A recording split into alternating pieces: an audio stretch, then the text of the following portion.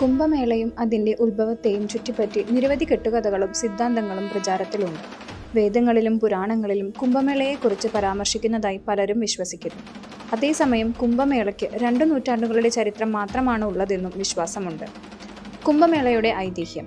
കുംഭം എന്ന സംസ്കൃത വാക്കിൻ്റെ അർത്ഥം കുടം അല്ലെങ്കിൽ പാത്രം എന്നാണ്. പണ്ട് ദേവന്മാരും അസുരന്മാരും ചേർന്ന് പാലാഴി കടഞ്ഞപ്പോൾ ലഭിച്ച അമൃത് സ്വന്തമാക്കാനായി ഇരു കൂട്ടരും യുദ്ധത്തിലേർപ്പെട്ടു. 12 ദിവസം നീണ്ടുനിന്ന യുദ്ധത്തിനിടയിൽ അമൃത് നിറഞ്ഞ കുടം തുളുമ്പി 4 സ്ഥലങ്ങളിലായി 4 പ്രാവശ്യം വീണു എന്നാണ് ഐതിഹ്യം. ദേവന്മാരുടെ ഒരു ദിവസം മനുഷ്യരുടെ ഒരു വർഷത്തിന് തുല്യമായതിനാൽ സൂര്യൻ, ചന്ദ്രൻ, വ്യാഴം എന്നിവയുടെ ആപേക്ഷിക സ്ഥാനങ്ങളെ അടിസ്ഥാനമാക്കി ഓരോ 12 വർഷത്തിലും കുടം വീണ സ്ഥലങ്ങളായ നാസിക്, പ്രയാഗ്രാജ്, ഹരിദ്വാർ, ഉജ്ജയിനി എന്നീ 4 സ്ഥലങ്ങളിലും കുംഭമേള ആഘോഷിക്കുന്നു.